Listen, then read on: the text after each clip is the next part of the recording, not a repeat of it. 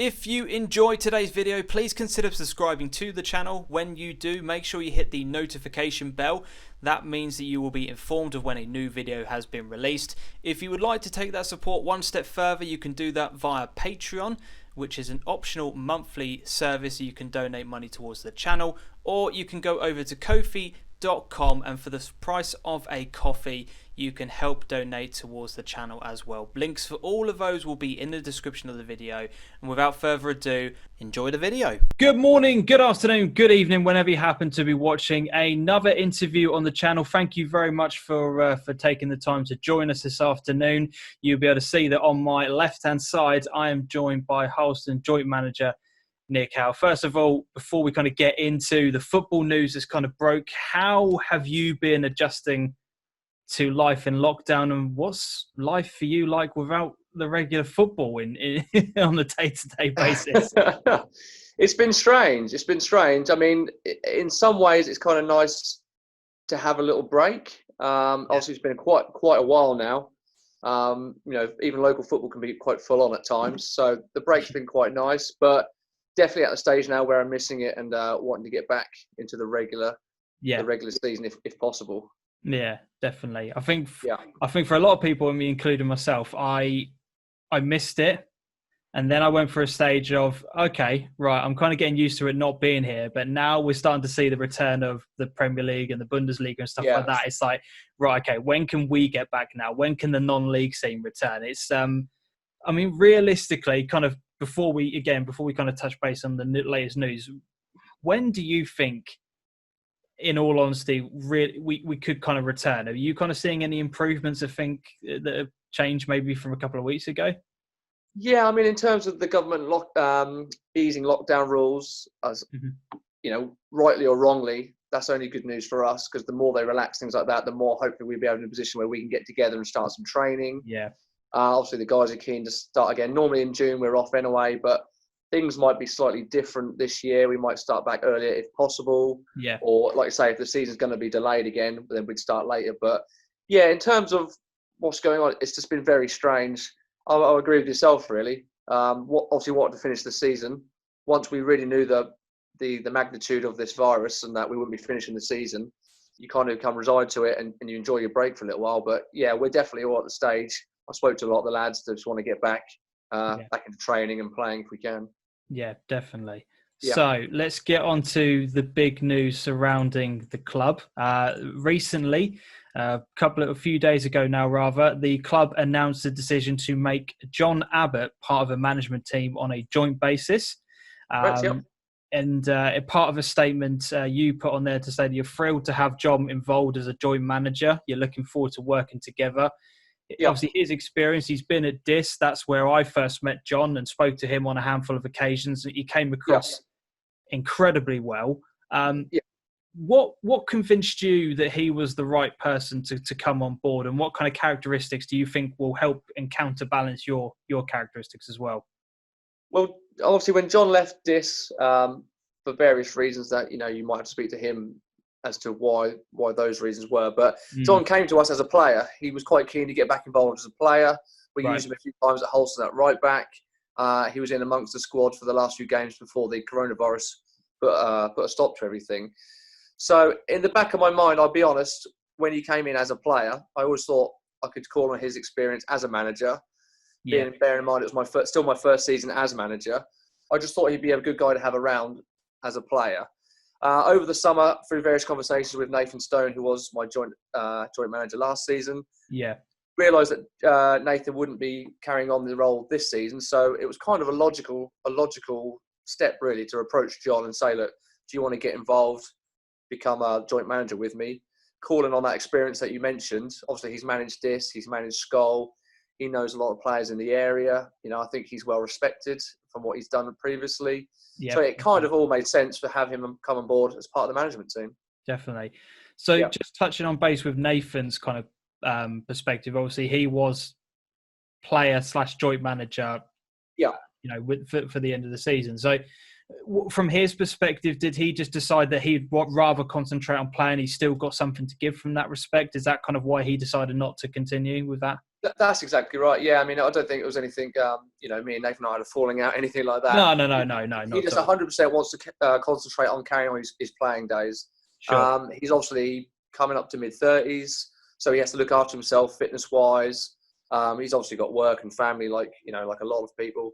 And he just wanted 100% focus on playing and getting as many seasons under his belt as he can, really. I mean, he did enjoy the management side, but hadn't maybe taken to it as readily as he thought. So he just wants to sort of take a step back, concentrate on playing, and carry on playing for us, hopefully. Definitely.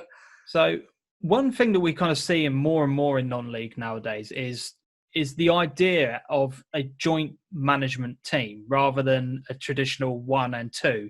Obviously, the big name that stands out is Anthony Johnson and Bernard Morley, who are now manager at Chester, who were at Salford before they kind of moved on. And Whitley Bay actually announced that Derek Foster and Tony Fawcett are actually going to be coming on as joint managers as well. Yeah. So why do you think joint management is becoming more popular as the seasons progress, and why for you and the club have you gone down the joint management route rather than looking for a number 2? Yeah, I mean, dual responsibility, the old saying that 2 heads are better than 1, possibly. I mean, we call it how you like. We feel, especially at Harleston, we've not had a lot of stability the last few years. We've had a couple of managers come in, a couple of managers leave. Right. So it's just really about dividing up time and getting things right, really. For us, I work shifts in my main employment, so I'm not always available midweeks. In fact, I do miss a couple of Saturdays every now and then. So having that joint manager with us, especially for Harleston, gives the players some continuity. They know that if I'm not there, John's going to be there. If John's not there, I'm going to be there. So they've always got someone to speak to. Someone's always available. If the players have got any needs, if someone needs to step up and take the coaching, one of us was always going to be there to do there. So I think, especially in terms of local football, people have got their work, people have got families. So having 2 people running a club just gives you an option just to take a step away if you've got other commitments as well, and keep some continuity for the players so they always know that someone's going to be there looking after them come a match day or come training. Yeah, because I think sometimes, and looking from a fan's perspective, it can often be seen that a number 2, in terms of being an assistant, is more of like the players go between the manager and the playing squad. Now, obviously, non-league slightly different to the pro game in inverted commas, but do you feel that having a joint team in place, it rather than when the management is not there, as you quite rightly said, that there's still the same relationship between the players and management? Exactly that. Yeah, I'm a pretty open guy in a way. When me and Nathan approached it last year, which was our first season in management, we're very open guys. We said to guys, look, if anyone's got any problems, if anyone wants to speak to us, we're both here. It's not that you have to go through Nathan and he reports it to me. You don't have to go through me and I'll report to him. There's 2 people there, whoever you need to get hold of, whoever you're more comfortable with. If you want to talk about anything more serious or stuff you're not willing to talk about in front of the lads, just pull one of us aside. We're both there. And that's how me and John are going to approach it as well. We're both open people. If you need to speak to us about anything, it's not you have to go through the channels. You grab one of us, and then me and John will discuss it together and come up with a resolution. Superb. Yeah. Let's just talk about the club overall. Obviously, not last season, but the one before was a very successful time for the club. Yep. And they were looking to make improvements to the ground in order to meet certain league requirements, etc. Unfortunately, missed the deadline on that. Yeah. For you, as the first season of management coming into the club, what kind of things did you find? How was it during that first season when what had gone on the season before was kind of maybe still fresh in a lot of people's minds? I've got to be honest, managing expectations was one of the things I sort of struggled with. Obviously, we'd done very well in the league above, finished second. We're in the title hunt right up to the last game of the season practically. Won the League Cup in that league. So then getting the bad news that we've been demoted to the league below, I think everyone assumed we'd be going in there and blitzing the Anglian Colm, walking it. I had a lot of these comments, you should walk it, you're absolutely fine, you're going to win it. But I think I deep down I knew that the Anglian Colm is a tough league. It's not a league that you can take for granted and you're going to roll into games and win every game comfortably. It's just not that kind of league. So managing expectations, trying to get that across to the players that, look, we're going to have to roll our socks up. and get on with the job here. We're not just going to turn up and win games easily, like a lot of people thought we were going to do. So managing expectation around the club was quite a big thing. Yeah. Having such a successful season the year before, definitely. Yeah.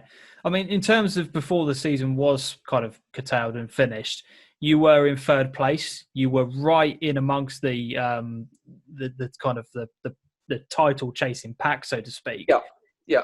How frustrating was it that, obviously I know there's nothing that can be done about it. The circumstances are there for everyone, but how frustrating was it that you were right there and then it's just completely pulled away from you? I mean, it's massively frustrating. The two above us, Waveney and Mumford, are having fantastic seasons as well. So, credit to those. But they were about to play each other twice. So we knew if we got things right in our camp, got a couple of wins under the belt while them two played each other, we were definitely right in the mix. I mean, it's massively frustrating. Nobody saw a global pandemic coming and putting a stop to things. Yeah.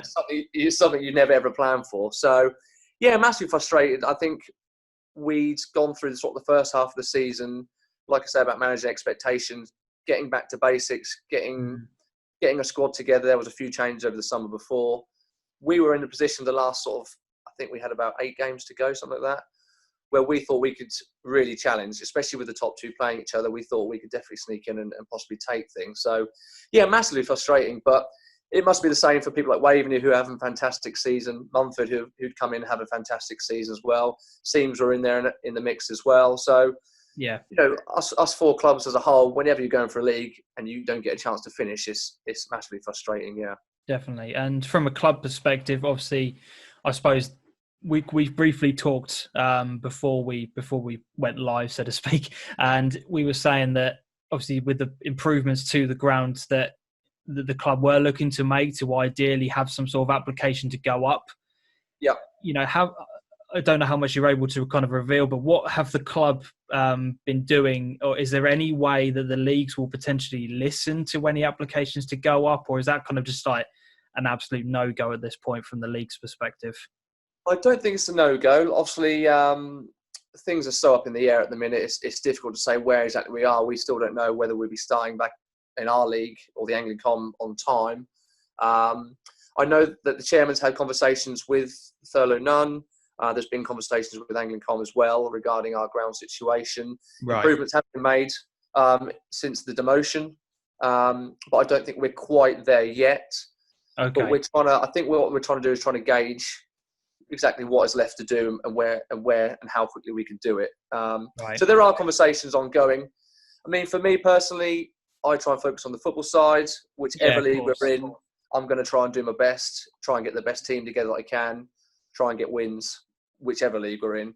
The chairman kind of sorts out the background stuff with like the club and the ground restrictions. So there is conversations ongoing, but I just tell the lads, whatever league we end up in or whatever league we were currently in, we need to do our job.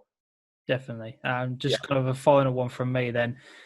Whatever league you decide to, the club is in rather, whatever decision is made on sort of like Harleston's behalf, how much are you looking forward to working with Jon, and how much are you kind of looking forward to getting football back up and running in your life?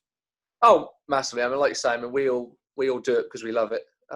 We wouldn't be involved otherwise. Football's a massive part of our lives. That's why we do it. So, like you say, I've gone through the period of maybe enjoying a little break and now massively missing it. So, if there's any chance we can kick off the season at normal times, brilliant. If we have to delay it for a few months, whatever. Whenever it comes around, I'll be 100% behind it.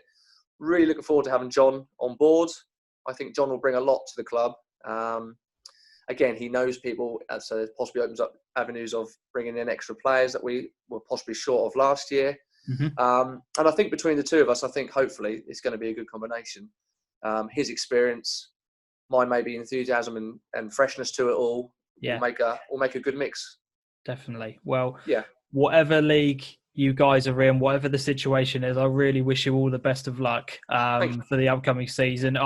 I'm just glad to see him back in management because, as I said, from my perspective, what I saw, and it was only very brief, and the conversations I had with him, very switched on, very knowledgeable, well liked. And I think you just saw by the reaction that when the announcement was made that he was leaving DIS, just the shock amongst everyone. That just speaks volumes for the kind of person that he is. So as a club and as a person, it's incredibly lucky to have him on board. So I said I'm going to be keeping a close eye on you. I really wish you all the best of luck for the next season. And thank you very much for coming on. Really appreciate it. Thanks so much for having me on. Appreciate your time. Thank you. If you've enjoyed the video, guys, make sure you leave a thumbs up, subscribe to the channel. Until next time, adios.